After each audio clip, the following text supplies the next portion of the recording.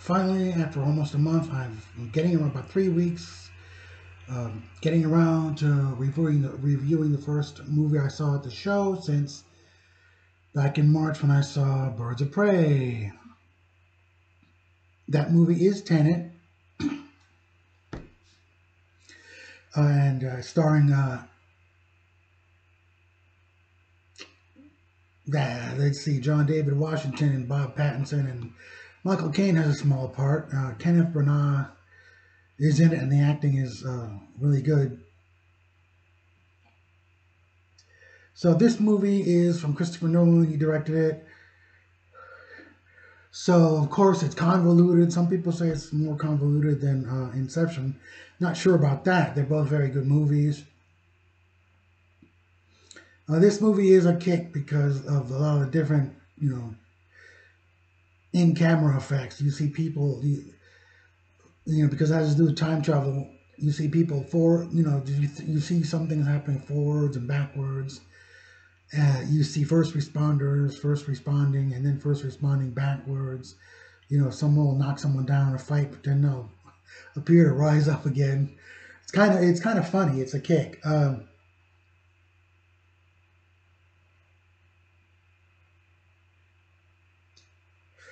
And the cinematography is really tight. It's a really nice movie visually. The main character, who is left unnamed, the protagonist is the protagonist, played by John David Washington. Thanks to time travel, he goes thanks to all the forward and backward. I mean, this guy experiences a number of deaths, and then it's a little while before, so he hasn't died yet. So no further spoilers, but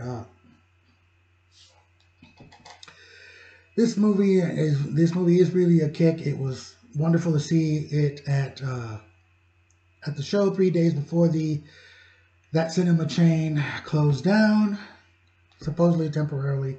Anyhow, so I made a thing out of it. I got a medium-sized popcorn, the rest of which I had to bring home, and I got some champagne. I thought, I was thinking of getting, red wine because it's more potent, which I might if I ever get to go to one of those theaters again. But champagne was tastier and more symbolic, if you know what I mean. So anyway, back to the movie. Kenneth Branagh's, monster of a arms dealer is vaguely reminiscent, because he's abusive toward his wife and toward anybody, just toward humans. Just that is vaguely reminiscent of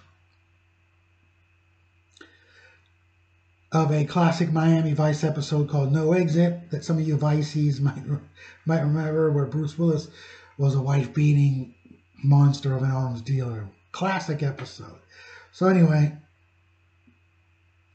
all the actors, they really give it their all. Elizabeth Debicki is, fairly cute and well acted leading lady, and this is kind of like James Bond with time travel and without James Bond's iconic whoring and boozing. So, nothing happens. It isn't like there's a love affair or anything between the long-suffering wife and the protagonist. So Robert Pattinson Robert Pattinson. Everybody seems to be having a good time. Kenneth Branagh plays such a monster, you wanted to scratch his eyes out. So, this movie is an international globe-trotting time travel spy thriller, which might kind of sound like something out of the 60s, like a James Bond sci-fi knockoff. But on paper, it might sound like that. But this, of course, has a lot more class. Some of those movies might be fun, but this one has class, and as usual, Christopher Nolan kind of asks you to think. And the protagonist is very cool.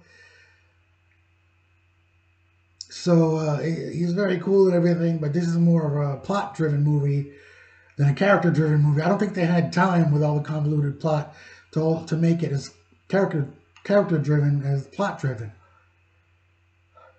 But what's there works really well. It's a really good way to spend 2.5 hours. I didn't even bother getting up to go to the bathroom till afterwards. Just before I found out I lost my cell phone, which the usher or nobody else, even with flashlights, never found. So anyway, boo-hoo, right?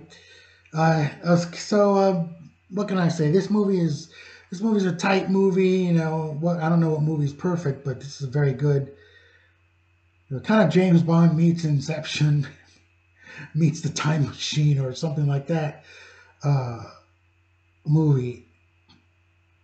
So I say it's recommended. Definitely if you ever get to see it.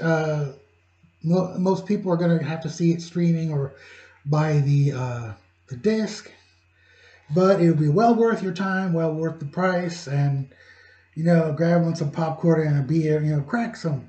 Pop some popcorn, crack open a beer.